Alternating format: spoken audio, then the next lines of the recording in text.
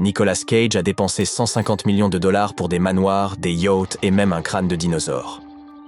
Burt Reynolds a dépensé sans compter 100 000 dollars pour des perruques. Et Kim Basinger a acheté sa propre ville pour réaliser un rêve assez audacieux. Aujourd'hui, parlons des décisions extravagantes de célébrités qui les ont laissés sans le sou.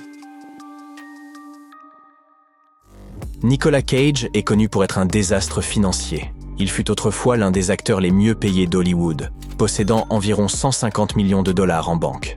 Mais il les a dépensés en achetant 15 maisons, 4 yachts, 9 Rolls-Royce et même un crâne de dinosaure qui coûtait 276 000 dollars, qu'il a d'ailleurs dû rendre.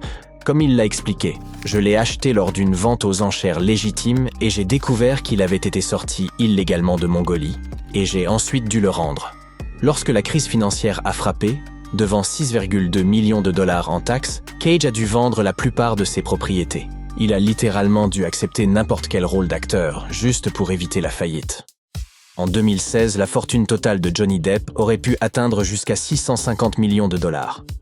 Mais il a réussi à la dépenser aussi imprudemment que Nicolas Cage. Depp possédait 14 propriétés, incluant une île privée, et avait des dépenses quotidiennes hallucinantes d'environ 2 millions de dollars par mois.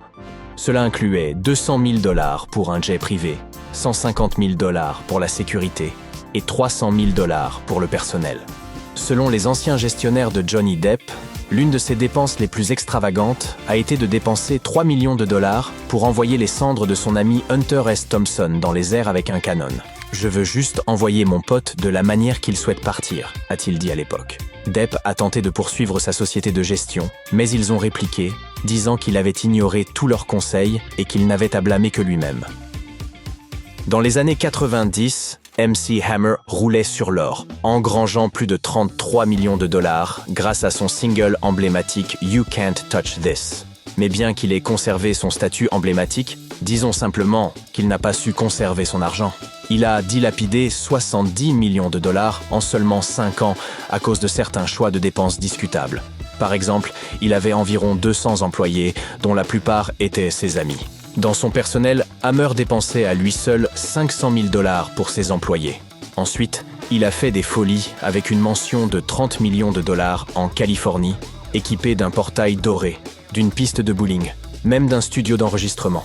En 1996, Hammer s'est retrouvé avec une dette de 13 millions de dollars et a dû déclarer faillite. Il a dû vendre sa mention et à peu près tout le reste. Kim Basinger et un groupe d'investisseurs ont décidé de dépenser 20 millions de dollars pour acquérir une petite ville en Géorgie comptant juste quelques boutiques et 500 résidents. Elle prévoyait d'y installer une sorte d'attraction, peut-être un studio de cinéma ou un parc à thème. Toutefois, aucun de ces projets ne s'est concrétisé. Kim a fini par vendre la ville pour seulement 4 300 000 dollars en 1995. Avant cela, elle avait déjà rencontré des problèmes financiers après s'être retirée du film Boxing Helena. Et le studio de cinéma l'a poursuivie pour près de 9 millions de dollars, la poussant à la faillite. Heureusement, l'actrice et le studio ont finalement trouvé un accord, et la dette a été réduite à 3 800 000 dollars. Ouf! Puis il y a Heidi Montag. L'actrice, surtout connue pour son rôle dans la série de télé-réalité de MTV The Hills, a pris une décision désastreuse lorsqu'elle a décidé de dépenser 2 millions de dollars pour un album de musique intitulé Superficial.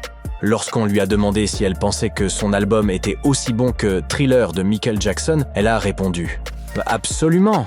Je pense que les gens ne le voient pas maintenant parce que c'est mon premier album qui sort. Mais j'ai passé autant de temps, peut-être même plus, que pour Thriller. » Eh bien, le public ne semblait pas être d'accord avec cela, puisque Thriller s'est vendu à environ 100 millions d'exemplaires dans le monde, tandis que Superficial n'en a vendu que 1000. C'était un énorme problème car en 2008, Heidi avait des habitudes plutôt coûteuses, comme aller au centre commercial et dépenser jusqu'à 30 000 dollars par jour. Au plus bas, elle a même simulé un divorce. Oui, sa séparation avec Spencer Pratt était tout simplement un coup de publicité pour gagner de l'argent parce qu'ils étaient fauchés.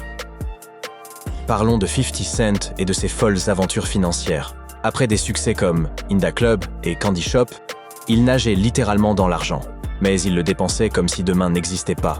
Par exemple, il a claqué plus de 4 millions de dollars pour acquérir la mansion de Mike Tyson, équipée d'une boîte de nuit, de 25 salles de bain et de 2 terrains de basketball.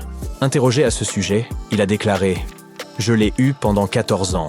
Les frais d'entretien étaient d'environ 700 000 $ par an. Il menait la grande vie, organisant des fêtes extravagantes et se promenant dans des voitures de luxe. Cependant, avec l'accumulation des poursuites judiciaires et des factures légales, il a finalement dû déclarer faillite en 2015. À ce propos, il a dit « Les hommes d'affaires le font en un clin d'œil avant de perdre de l'argent, parce que cela signifie qu'ils ont la capacité de se sécuriser et d'investir à nouveau. » Kelly Rutherford est surtout connue pour son rôle dans Gossip Girl. La série télévisée avait tellement de succès qu'elle gagnait 486 000 $ lors de la dernière saison. Aujourd'hui, elle est quelque peu éloignée des feux de la rampe. Et cela est dû, pendant des années, à cette bataille de garde très difficile avec son ex-mari. Elle a un jour déclaré « Chaque centime de Gossip Girl, ma pension, mes actions ont été dépensées pour lutter pour mes enfants. C'est vraiment triste, mais malgré tous ses efforts, elle a perdu la garde de ses enfants et a fini par déposer le bilan avec seulement 24 000 $ d'actifs et 2 millions de dollars de dettes. Dur coup. Mais après une décennie, elle a réussi à se remettre. Maintenant, elle revient discrètement dans les médias et parle ouvertement de tout ce qu'elle a traversé. Oui, c'était une période difficile. C'était une période déchirante. Mais je me concentre sur les bons moments la plupart du temps. Kelly Rowland a commencé comme babysitter, gagnant 50 € à la fin de la journée. Donc, quand elle a été propulsée vers la célébrité en tant que chanteuse dans Destiny's Child, elle fut stupéfaite par l'énorme somme d'argent qu'elle gagnait. La star a avoué qu'à un moment donné, elle a failli tout perdre en essayant de maintenir des apparences trompeuses. Quand j'ai reçu l'un de mes premiers chèques de paie, je suis allée au supermarché et j'ai acheté presque tout ce que ma mère me disait être trop cher.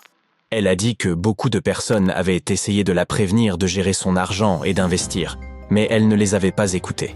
Je me souviens avoir complètement craqué lors de voyages à Paris et en Italie, dépensant comme 30 000 $ en 30 minutes chez Bergdorf Goodman. C'était ridicule. Mais apparemment, elle continue de chouchouter ses proches avec quelques luxes, comme l'achat d'une baignoire incrustée de cristaux Swarovski d'une valeur de 5 200 $ pour Blue Ivy. En parlant de luxe qui surprennent, parlons de Burt Reynolds. L'acteur emblématique dépensait beaucoup dans l'immobilier. Un jet privé, 150 chevaux et plus de 100 000 $ en perruque. Et puis, il y a eu ce divorce coûteux avec Lonnie Anderson, qui lui a coûté plus de 2 millions de $.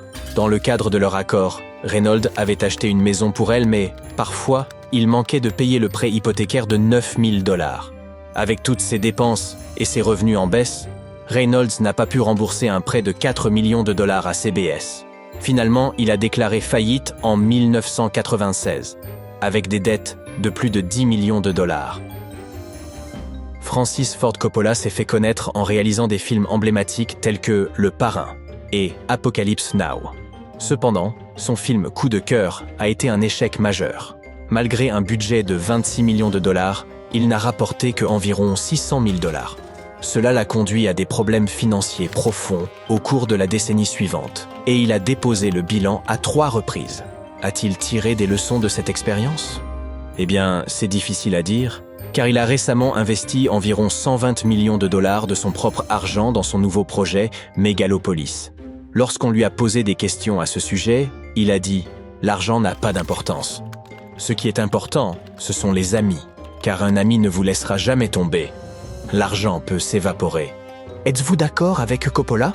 Même si cette liste inclut des célébrités qui ont connu des moments financiers difficiles, c'est assez incroyable de voir comment elles ont réussi à rebondir, presque comme dans un scénario de film hollywoodien, mais en mieux.